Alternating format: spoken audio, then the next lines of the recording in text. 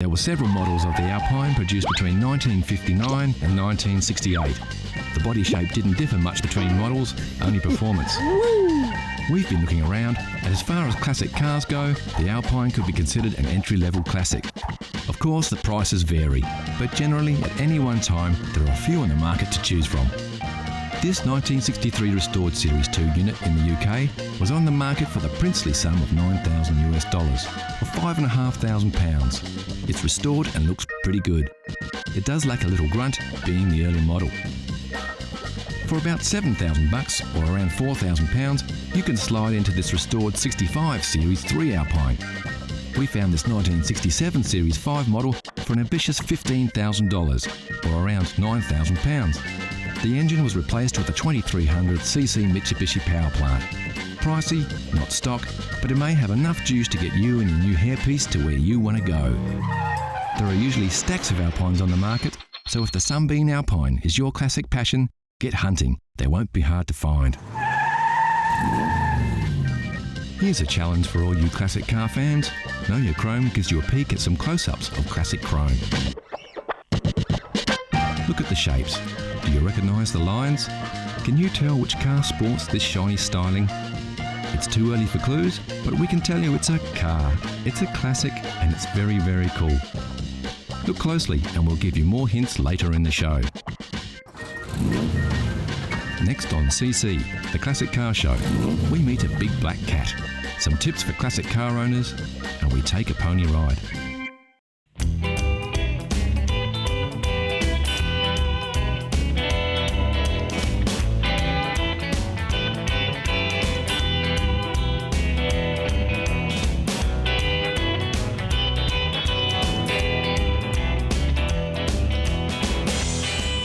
This is a 1959 Chrysler Royal four-door sedan.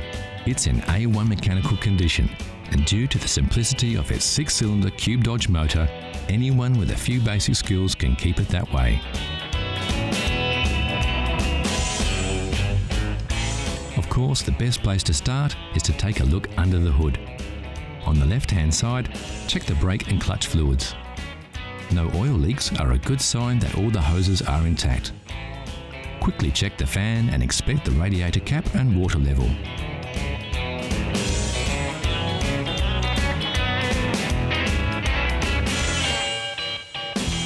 Now take a look from the other side. Check the oil level with the dipstick, then the spark plugs and cables. Inspect the battery terminals to see if they're tight and free from any corrosion. Ensure the top radiator hose is nice and tight and that the fan belt is taut and has no cracks in it. The leads and wires to the distributor cap and starter motor should also be tight. The distributor cap should be clean and high tension leads all in place.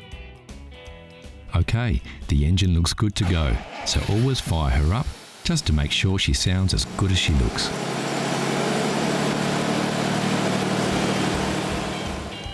Don't forget to check the tyre pressures and make sure they're inflated correctly to the manufacturer's specifications. Also inspect the tread depth and check for uneven wear or foreign objects in the tyre tread. While the car is at the correct height, quickly check for rust under the mudguard here and under the front mudguard. The seals can be a weak spot for rust, but as we can see, everything is fine on this rust-free vehicle.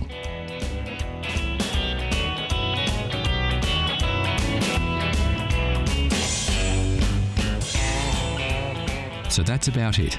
A few simple maintenance checks should keep your Chrysler Royal in great condition for another 50 years. And the best thing of all is that you can roll up your sleeves and do it all yourself. Yep, there's only one thing better than the smell of aging leather, and that's the smell of engine grease on your hands.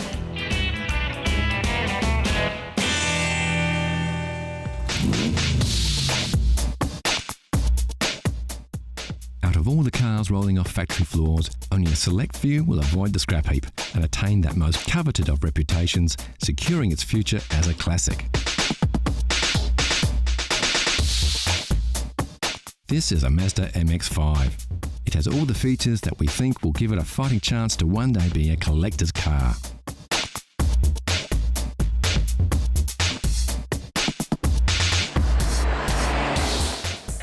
This classic of tomorrow gives you the feeling of the traditional open-top roadster with the modern comforts and technological improvements of today.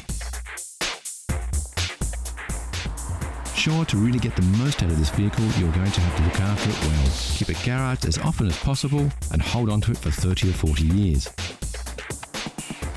If that's not too hard for you to do, you can have a sports car of today and a classic of tomorrow.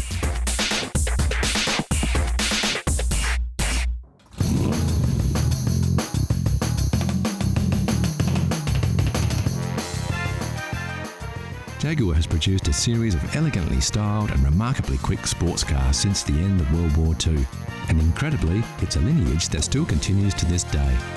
The XK series began in 1949 with the XK120, one of the most powerful cars of its day, and reached its peak with the production of the legendary XKE, commonly known as the E-Type Jag. With its combination of good looks, high performance and competitive pricing, the E-Type became the icon of 1960s motoring, and when the car was released in 1961, Enzo Ferrari even called it the most beautiful car ever made.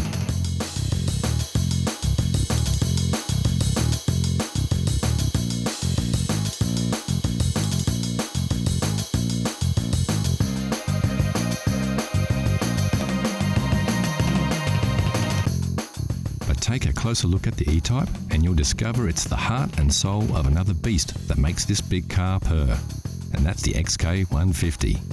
Built between 1957 and 1961, just short of 10,000 XK150 roadsters, fixed head and dropped head coupes were built and sold. It was distinctively different from its predecessor, the XK140, with its curved one-piece windscreen, wider grille and high wing line along the sides.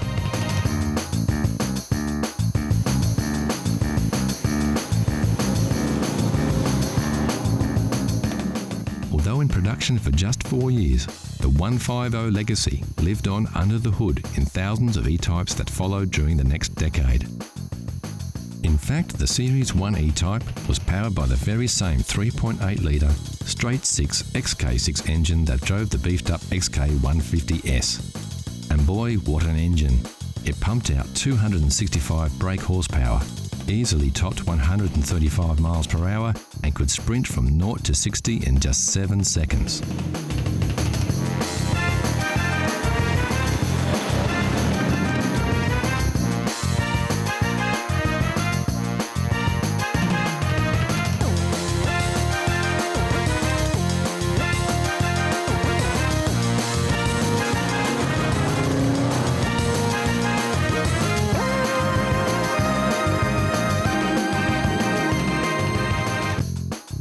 When the 150 launched in 1957, standard equipment included a 3.4-litre twin cam, capable of over 130 miles per hour. But in February of '59, Jaguar added a chrome S insignia, along with triple SU carburetors, a dual exhaust system, beefed-up suspension and larger disc brakes.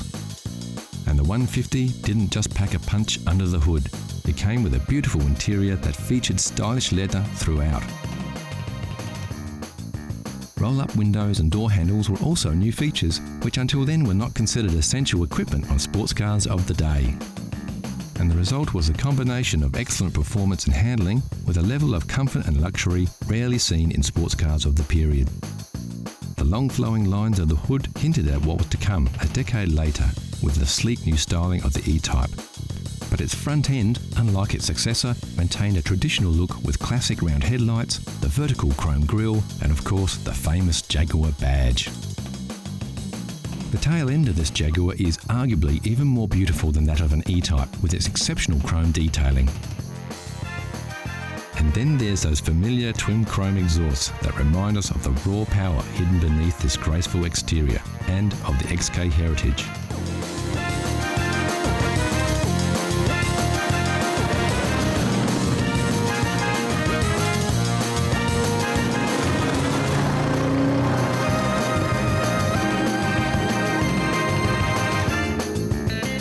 In March 1961, the first E-Type rolled off the production line and into the hearts and minds of the rich, famous and everyone with an eye for beautiful design. And its predecessors, including the 150, were quickly forgotten.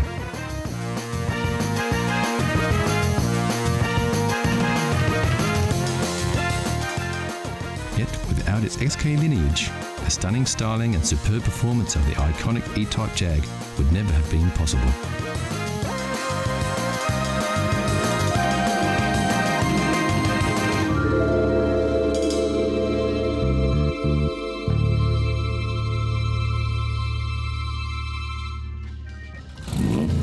So how well did you go with your first peek? How well do you know your chrome? Here's a quick update. Did you guess it right away, or are you still pondering? Take a look at these shots. We're showing you a little more of the car here, so you should be able to pick it. The answer is coming soon.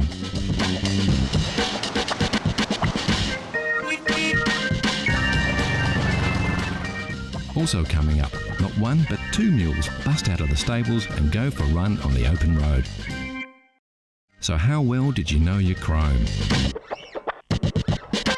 If you said it was an MGT, you would be right. The MGT was a launchpad for MG, establishing the British mark as a manufacturer of quality, stylish sports cars, with the MGA, like the model we saw earlier, following in its footsteps.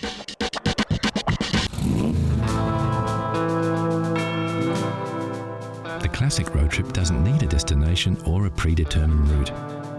It's less about getting from A to B and more about everything in between. It's about the experience, the thrill of the open road, the awesome beauty of magnificent vistas, and above all, about horsepower. And when you want pure horsepower, you can't beat a pony. Yep, for classic all-American muscle, your ride doesn't get any better than a Mustang. Unless, of course, you're lucky enough to have two. Meet Bo and Belle, a pair of first-generation convertible Mustangs. The first saw the light of day back in 1966. These two beauts look as good now as they did on the day they rolled off the production lines almost 50 years ago. Sporting the now famous GT badge, both these Fords are equipped with the original GT equipment package. And yes, just in case you were wondering, that's where you fill this baby up. When it comes to gas caps, they really don't make them like they used to.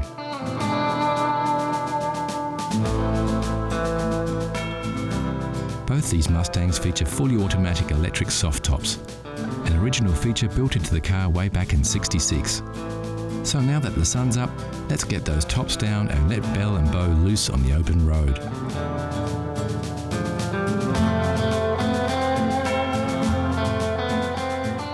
American muscle cars were built for roads like this. They like to go fast and straight. And if the road's clear, nothing gets the heart pumping more than opening up the gas and overtaking whatever's in your way.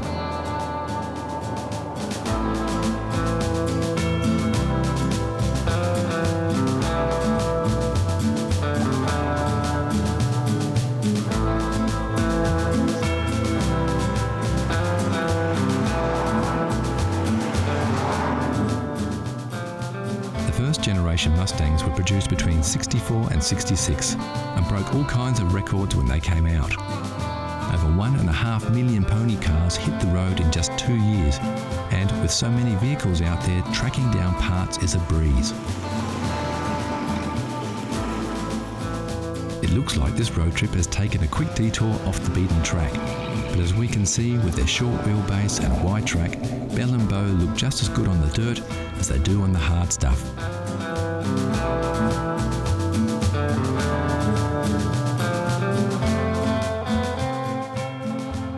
Back on the bitumen and time to work out which way to head next. Yep, it looks like due south is as good a way as any.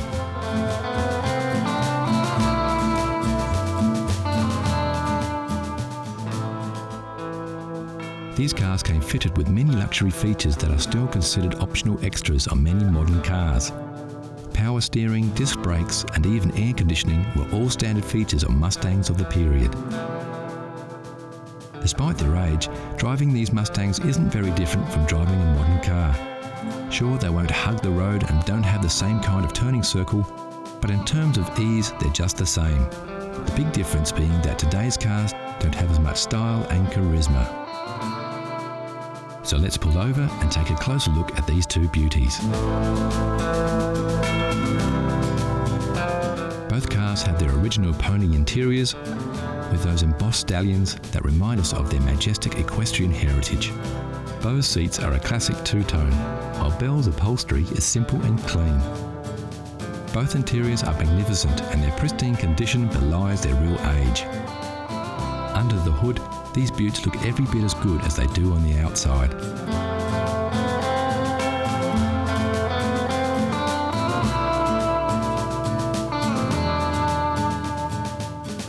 Getting back behind the wheel and hitting the back roads, we can see what makes these cars so special. With their soft tops down, winding their way through spectacular scenery, it's possible to forget that we now live in the 21st century. They take us back to another era, and they do it in a way that only a Mustang can.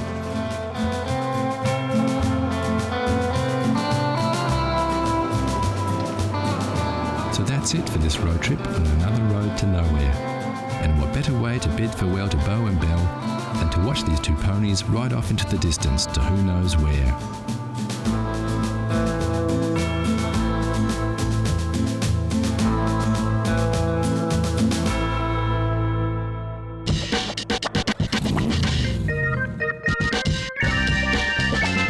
Classic cars are everywhere, from the everyday much-loved runabout to the rare and valuable collector's items.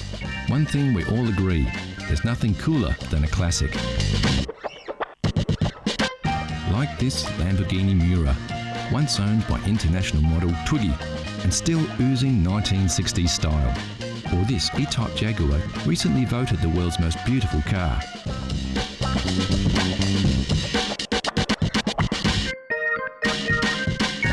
Of course, like you saw in the buyer's guide, you don't have to be rich to drive a classic, you just have to love classic cars.